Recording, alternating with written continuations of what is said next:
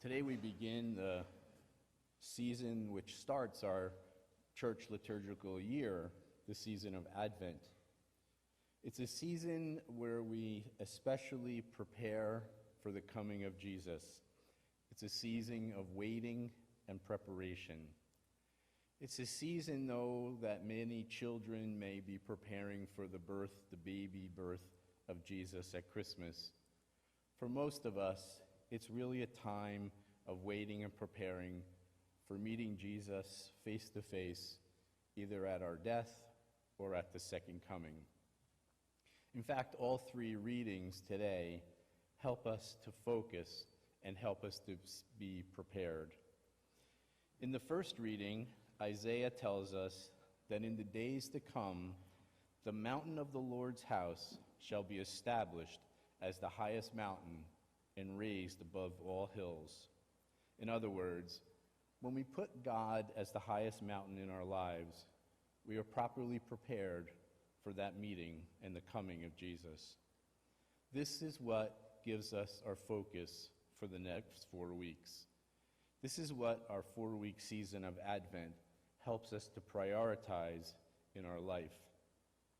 So a question that the readings pose for us today: is God the highest mountain in our lives?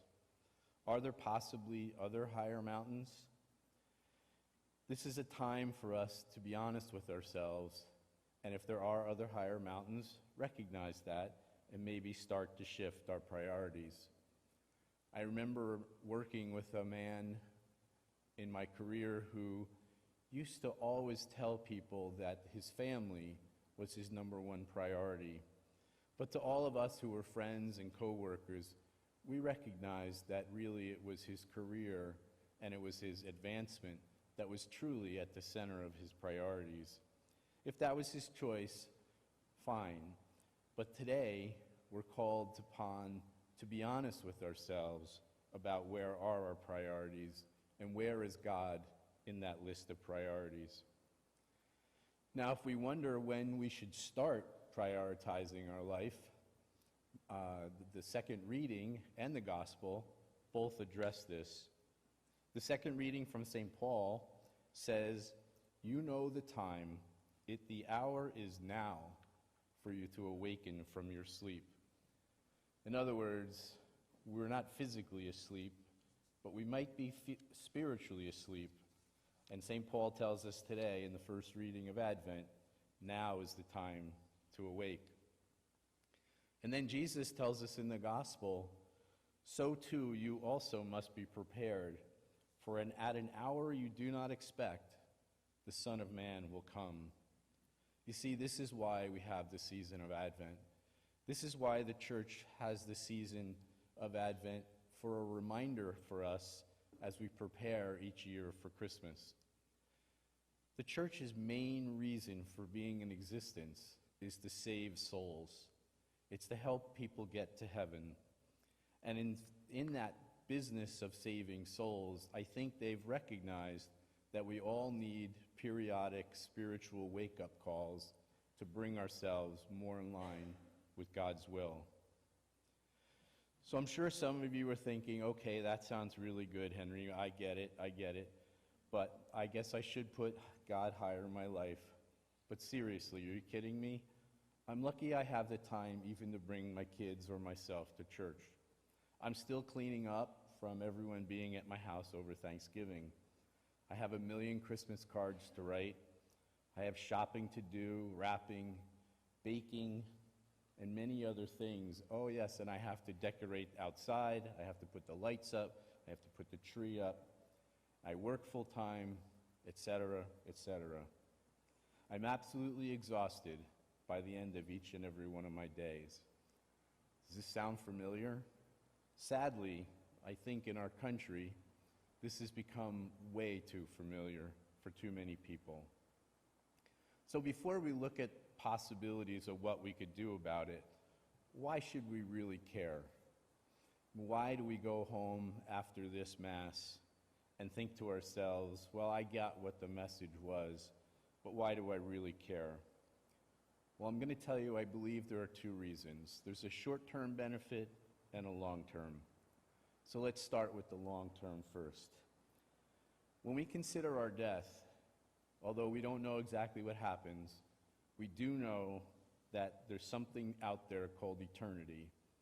And I do believe that we have a lot to do in this life in preparing ourselves for that eternity. Remember, Jesus told us in the gospel today that 2 men will be working in the fields. One will be taken to heaven, and the other will be left behind. 2 women will be grinding at the mill. One will be taken, and the other will be left behind. On a shorter-term basis, there's little doubt in my mind that as we get closer and closer to being in line with God's will, we are much more at peace. Years ago, when our kids were still in elementary school, my wife and I decided to change our Advent routine. We decided to cut out some of the craziness and the hecticness, running around to shopping and many different things we had to do. And we found we wanted to spend more quiet time, especially in the evenings. We had our own Advent wreath, which we would light each night before dinner, and read a short prayer before the dinner by candlelight. It was very calming. As the weeks moved closer and closer to Christmas, that light with 1 candle, and then 2, then 3, etc., got brighter and brighter.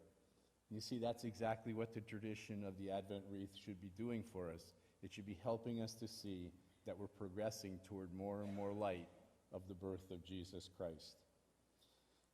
We'd be surprised, and I think I've said this before, how much time we waste every day on social media, television, and other things. I'm sure we can find 15 to 30 minutes a day for family or individual prayer. I'm sure we can also find ways to make it to Mass more during the season of Advent. We just need to start by making it a habit.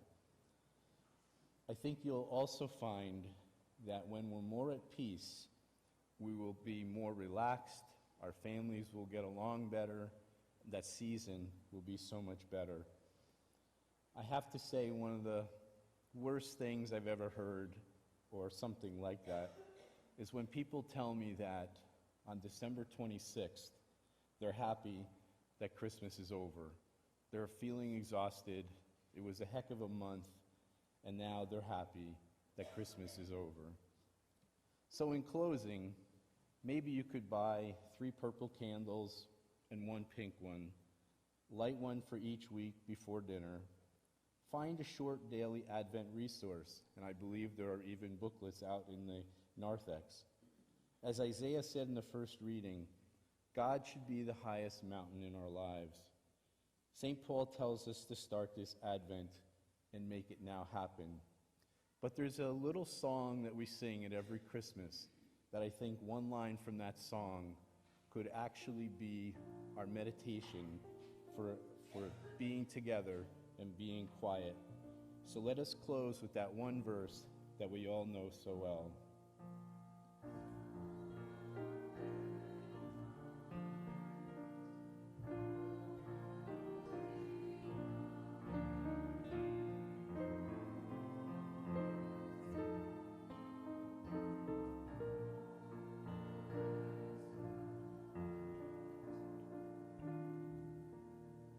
Silent night, holy night, all is calm, all is well. Let us make that our focus for the season of Advent.